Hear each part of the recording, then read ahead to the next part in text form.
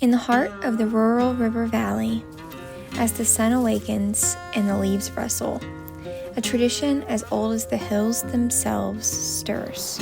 We are talking about something more than just a sport, a lifestyle, a skill passed down through generations, taught with reverence for the land and the animals that reside here. It's about patience, respect, and the deep connection to nature. But more than anything, it's about providing, filling our freezers and feeding our families. Today, we're bringing that tradition to your kitchen. We will transform venison into a meal that tells a story, the story of the hunt, the heritage, and the heart of a rural life. Hey y'all, it's Barbara, and I will be making venison meatloaf. It is a recipe from the Arkansas Living magazine January 2024 issue.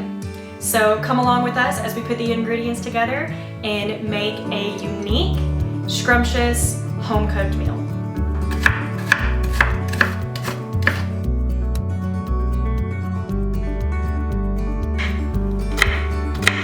Now that we have all of our ingredients prepared, it's time to put it all together. For anyone who does wear a wedding ring like me, make sure to take it off first because it's about to get a little messy. We're gonna start with 2 pounds of ground venison.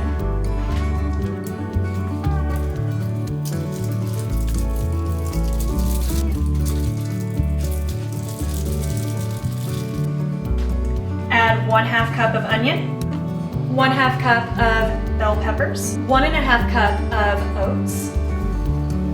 Shift to a bigger bowl for all of the ingredients to fit. Add 2 eggs.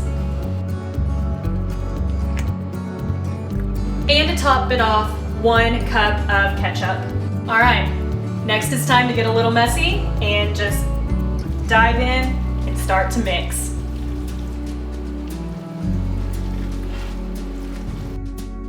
After we have all of our ingredients mixed, we're going to spray a baking dish. Because we have so many ingredients, we're going to actually put this into 2 loaves. Once you get your ingredients in the baking dish, make sure to shape it into a loaf with the ingredients being a little bit off of the sides so that way the grease can separate and not be in your meatloaf. Now we'll cover each dish with aluminum foil and then put it in the oven that has been preheating for 350 degrees. They will cook for 1 hour.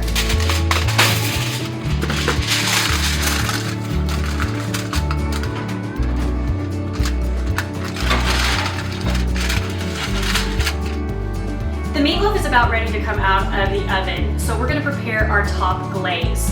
The recipe calls for 2 tablespoons each of barbecue sauce, ketchup, and steak sauce. But I'll be honest with you, I won't be measuring, but only with my heart.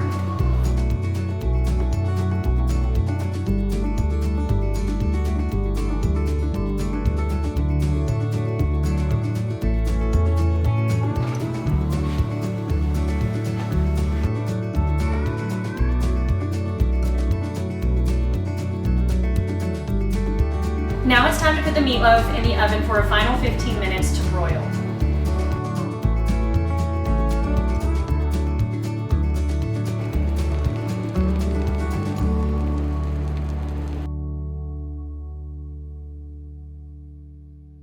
For our second recipe, we are making a fried deer steak.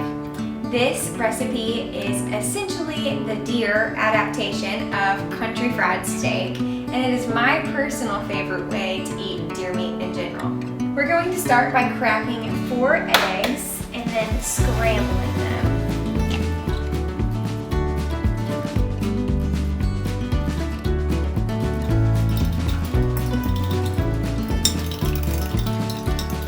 This is a pretty quick recipe. We just scrambled the eggs. We're going to put seasoning in the flour and then start our dipping process. So we're going to season with Cavender's, salt, and then pepper. And I like to go heavy on the Cavender's.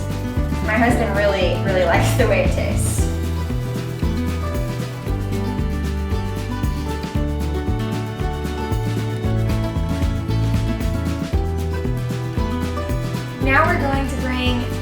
oil to 350 degrees, and then you just use whatever you prefer.